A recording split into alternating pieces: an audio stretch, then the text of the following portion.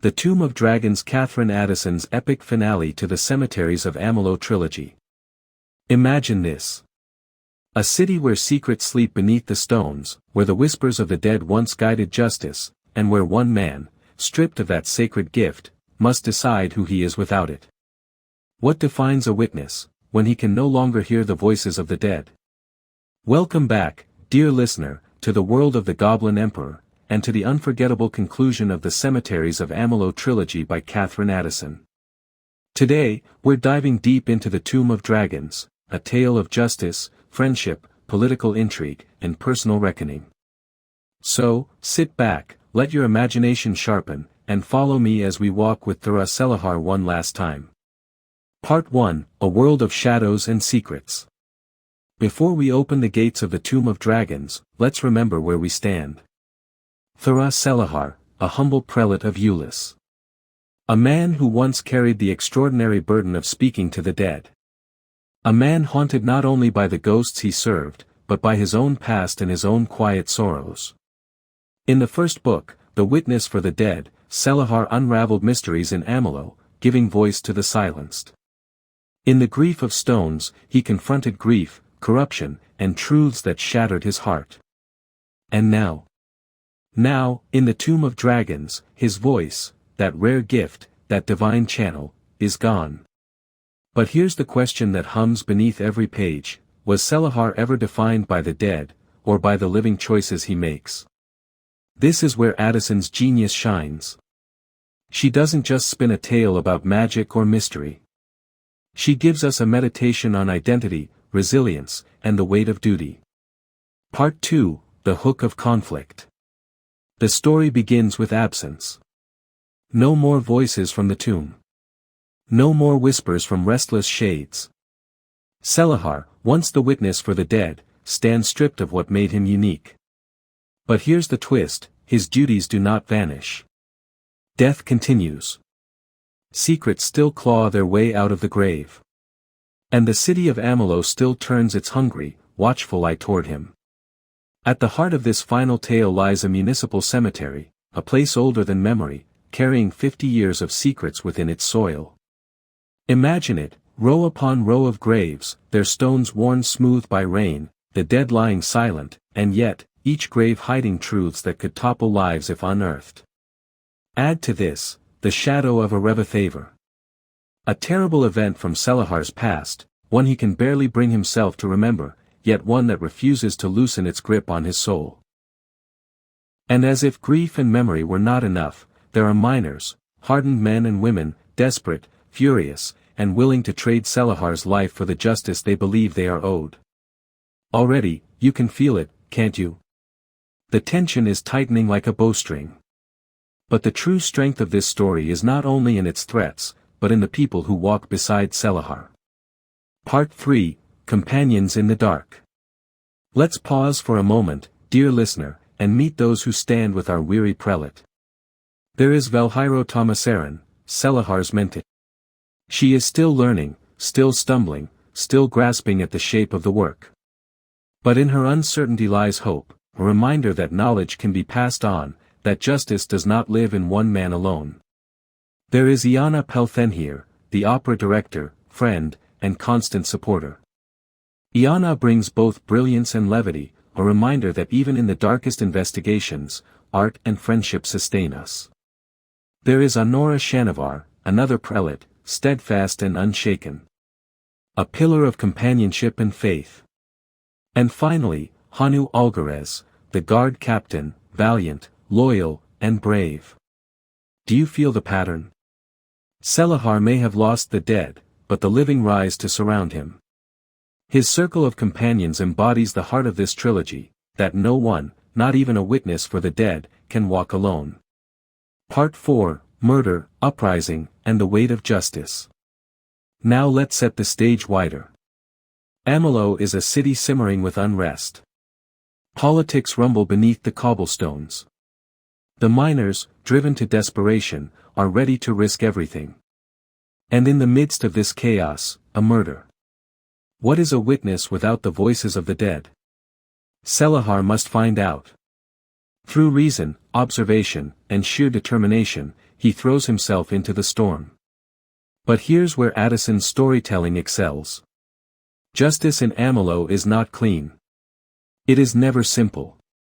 Every answer clause opens a new question.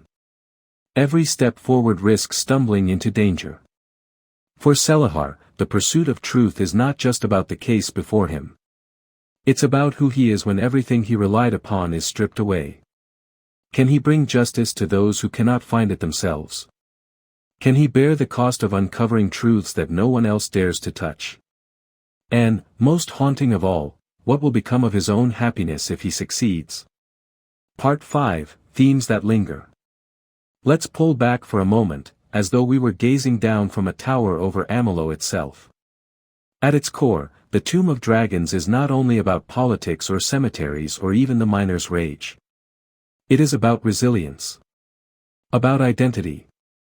About standing at the edge of loss and daring to step forward. When Celehar loses his gift, we as readers confront a universal question: what remains when the thing you thought defined you is gone? Perhaps you, listening right now, have faced that. A job lost. A role stripped away. A relationship ended.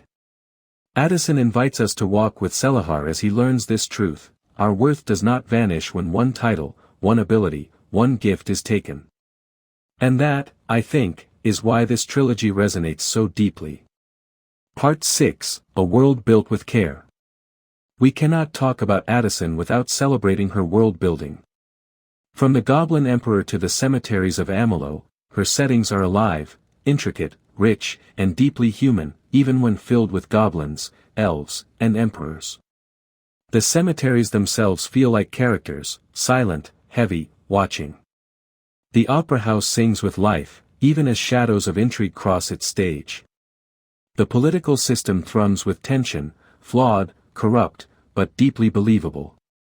Every street, every name, every ritual feels like it belongs to a world that could continue spinning even if we closed the book.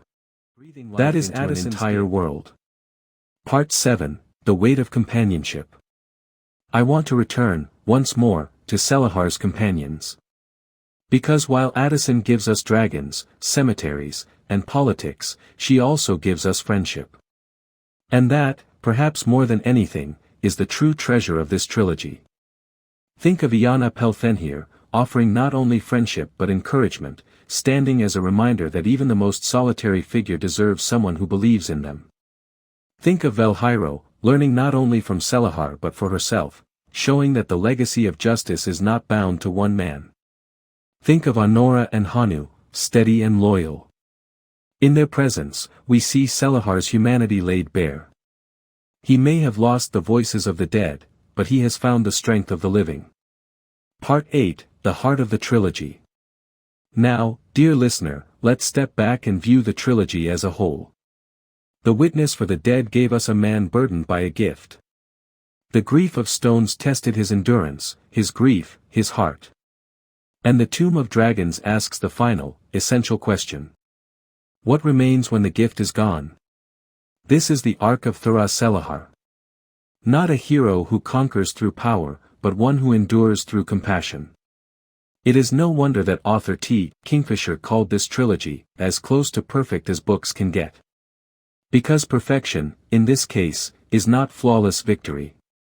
It is the quiet, persistent act of choosing justice, again and again, even when the cost is unbearable.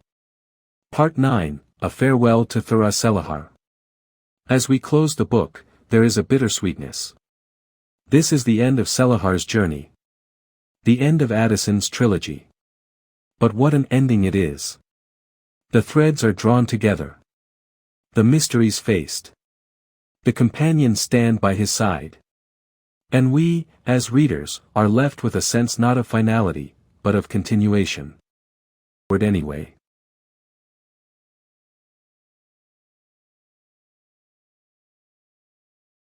Because life does not end with the last page. The cemeteries still hold secrets. The city still breathes. Celehar himself still walks the streets of Amalo, even if we can no longer follow him. And perhaps that is Addison's greatest gift of all, leaving us with the sense that the world goes on. Closing reflection. So, what is the Tomb of Dragons? It is the story of a man stripped of his gift, who learns that his worth is not in the voices of the dead but in the choices of the living. It is the story of friends who stand by us, even when the world collapses. It is the story of justice, fragile and fleeting, but worth chasing anyway. And it is the story of us, of every reader who has ever questioned their purpose, their worth, their place in a world that demands so much. So, dear listener, if you seek a tale of quiet courage, intricate worlds, and truths that echo beyond the page, let the Tomb of Dragons be your next journey. And when you close its final chapter, remember. Even in silence, the living can speak louder than the dead. Thank you for walking with me through the shadows and light of Katherine Addison's The Tomb of Dragons. If this journey spoke to you, if you felt the pull of Amalo's cemeteries, the fire of its politics, or the quiet strength of Thara Celehar, don't forget to like this video, share it with a fellow book lover, and subscribe for more deep dives into the worlds of fantasy and mystery. Now, I'd love to hear from you. What do you think defines Thara Celehar, his gift, or his choices? And if you could visit one place in Addison's world, where would it be? Drop your thoughts in the comments, let's keep the conversation alive. Until next time, dear listener, may your steps be steady, your companions true, and your stories unforgettable. That is Addison's gift, not just writing a story,